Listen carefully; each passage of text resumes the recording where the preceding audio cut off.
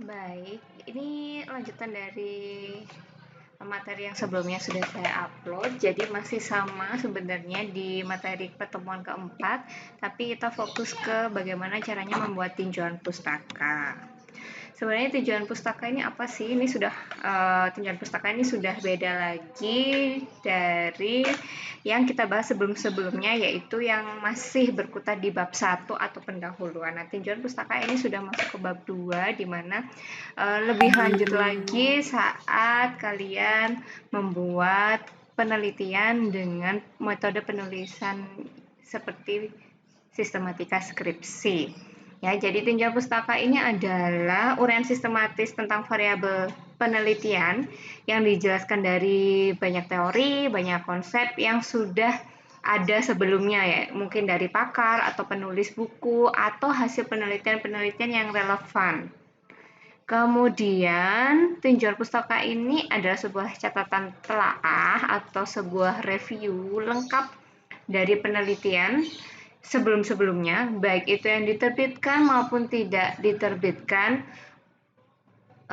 Misalkan kalau kalian mendapatkan data-data dari sumber data sekunder, misalkan di rekam medis, yang mana memang tidak dipublikasikan. Nah, itu termasuk juga di tinjauan pustaka.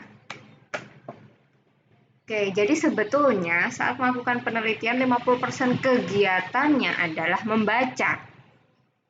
Nah, itu artinya kalian tidak bisa mengesampingkan membaca, ya. Tidak hanya cuma melihat dari satu atau dua sumber saja, kemudian kalian langsung menganggap itu sudah bisa kalian jadikan pedoman. Tidak. Jadi tidak bisa kalau kalian cuma 2 atau 3 sumber saja, harus banyak. Dan membaca ini kalian perlukan untuk membuat mulai dari menentukan masalah, kemudian membuat latar belakang, dan utamanya adalah saat membuat tinjauan pustaka. Oke, walaupun hasil penelitian sebelumnya itu memang sudah banyak, kemudian sebenarnya relevan untuk diteliti kembali ya, namun selalu ada celah ya, karena tidak ada suatu kebenaran yang absolut dari hasil penelitian. Jadi pasti ada celah.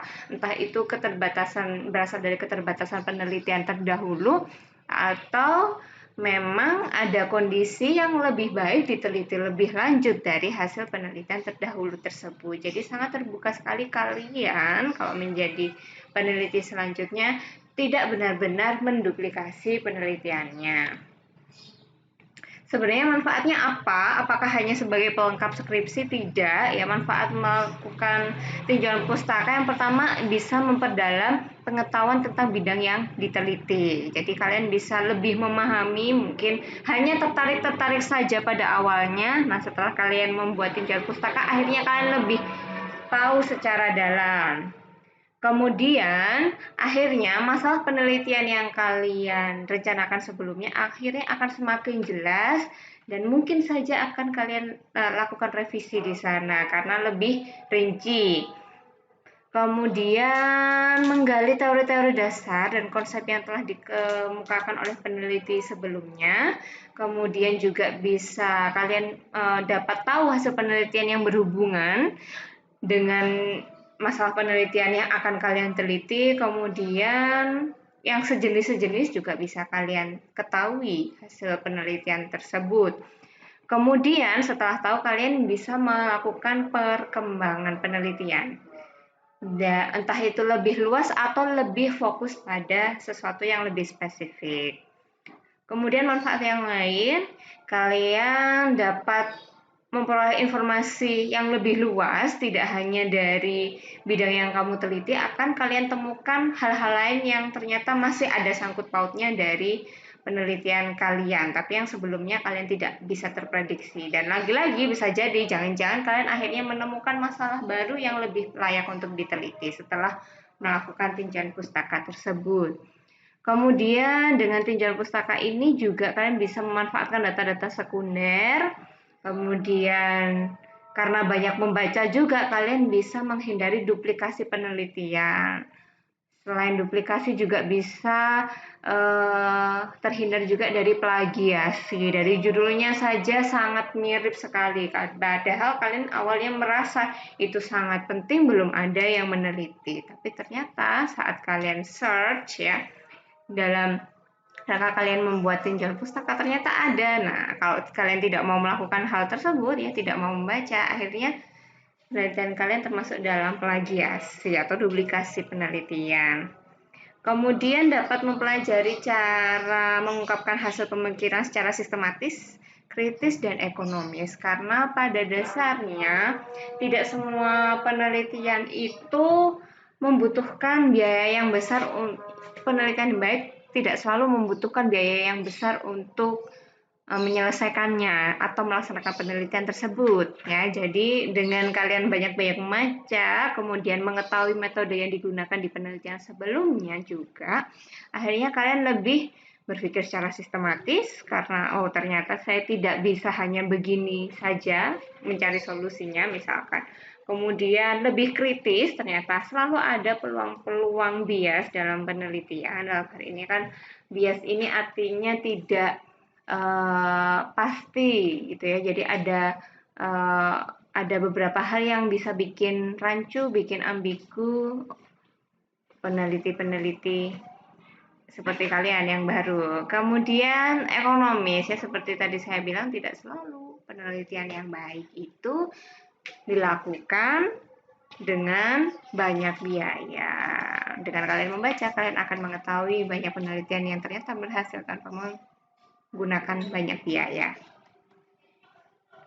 Kemudian langkahnya bagaimana sih untuk menyusun tinjauan pustaka? Yang pertama survei pustaka ya. Intinya tadi adalah membaca, kemudian yang kedua adalah menulis atau mencatat tinjauan pustaka kalian.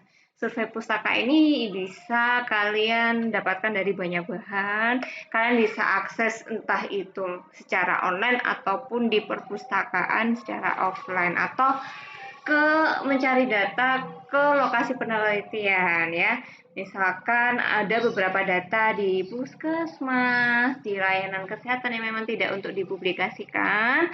Nah, kalian memerlukan data tersebut untuk sebagai penguat kalian dalam menyusun tinjauan pustaka. Kemudian kalau semuanya sudah kalian dapatkan, yang kedua adalah menulis atau mencatat tinjauan pustaka. Jadi kalian ambil catatan dari apa yang kamu baca, kemudian tetap ikuti aturan umum pengambilan catatan. Misalkan kalau skripsi ya berarti modelnya bagaimana, cara penomorannya bagaimana.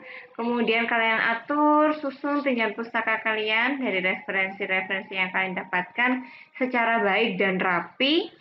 Nah, kemudian jangan lupa menulis juga referensi seperti yang sudah saya buat sebelumnya ya, bagaimana cara membuat daftar pustaka atau referensi secara otomatis ya. Oke, sebenarnya masih ada tambahan lagi ya dari materi ini kan tinjauan pustaka ini banyak sekali ngetik. Nanti saya akan juga kasih tutorial bagaimana sih cara mengetik tanpa harus menggunakan jari ya, dengan menggunakan kata-kata saja. Biarkan laptop Anda yang bekerja untuk mengetik skripsi Anda nanti ya. Oke, selanjutnya sumber bacaan bisa kalian dapatkan dari mana aja. Itu ya. Umumnya ada dua, ada bacaan umum dan bacaan khusus.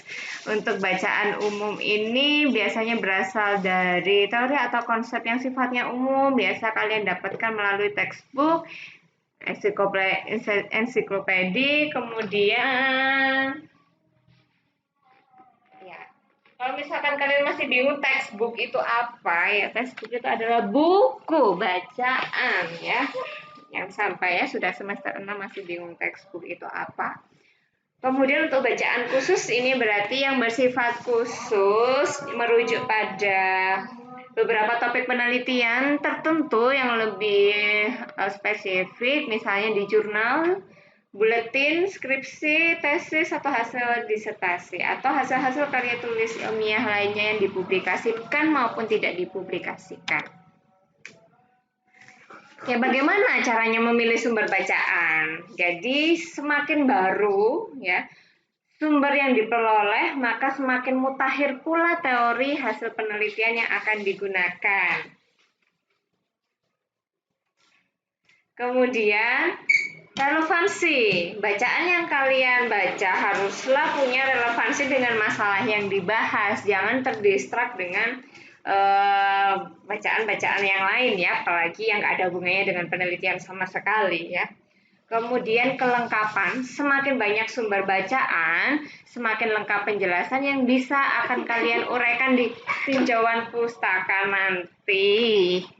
Ya, jadi tidak bisa, sekali lagi tidak bisa hanya menggunakan 2 atau 3 sumber sederhana saja, harus banyak, harus selengkap mungkin. Dalam artian lengkap di sini adalah bukan mencari 2 tapi lengkap, tapi banyak dan lengkap, tapi harus tetap relevan ya dan baru.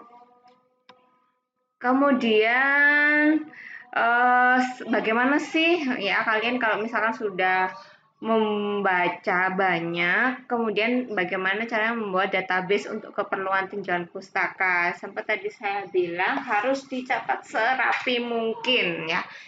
Ya, kalian bisa mengkategorikan dari 3 hal ini ya, jadi data bibliografi.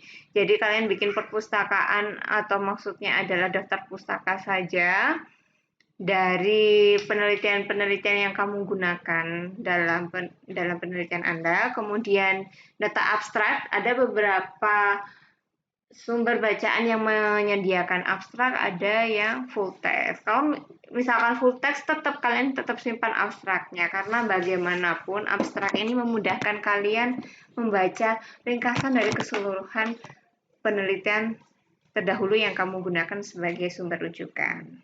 Kemudian kalian juga bisa bikin juga folder khusus data tulisan lengkap full text ya, jurnalnya lengkap ya, dalam teks yang lengkap. Entah itu kalian bentuk secara online boleh, atau kalian buat juga fotokopiannya juga secara offline. Kalian masing-masing punya cara belajar sendiri, cara meringkas dan cara memastikan kalian memahami sendiri. Cuman pastikan database ini akan rapi dan mudah dicari saat kalian membutuhkannya dalam menulis tinjauan pustaka, karena tidak sama membuat tinjauan pustaka ini dengan membuat makalah tugas kalian yang seperti biasa.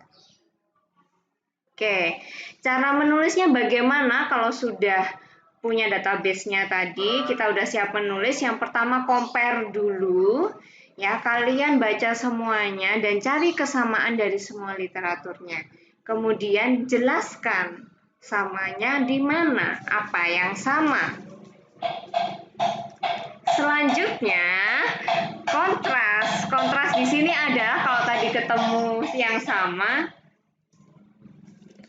yang kontras ini kalian kebalikannya, apa bedanya dari masing-masing literatur, terus jelaskan juga mengapa berbeda. Jadi tidak hanya melihat yang sama, tapi juga kalian lihat perbedaannya. Harapannya kan kalian bisa mengambil sesuatu pembaruan dari situ, tidak hanya duplikasi jatuhnya atau plagiasi dari penelitian terdahulu, karena persis sama dari penelitian terdahulu. Kemudian yang ketiga adalah kritis ya. Kritis, jadi kalian bisa memberikan opini pribadi dalam memahami literatur yang ada. Misalkan kalian sudah bisa memasukkan ya memasukkan pemahaman kalian dalam memahami penelitian terdahulu yang kalian baca. Kemudian kalian juga bisa melihat kekuatan dan kelebihan dari literatur atau sumber bacaan yang kalian mau jadikan bahan dari sumber penelitian kamu ya. Jadi harus dikritisi. Makanya perlu ya kemampuan ya, saya katakan di pertemuan yang sebelumnya, diperlukan kemampuan ya, ketertarikan pada bidang tertentu dahulu sebelum akan melanjutkan penelitian di bidang tersebut. Karena bagaimanapun untuk membuat kalian bisa kritis atau tidak dalam membaca hasil penelitian yang akan kalian gunakan sebagai sumber, itu juga dari itu tadi kemampuan kalian dan minat kalian. Jangan-jangan kalian mampu tapi tidak terlalu minat, akhirnya tidak kritis dalam membaca sumber bacaan. Hati-hati.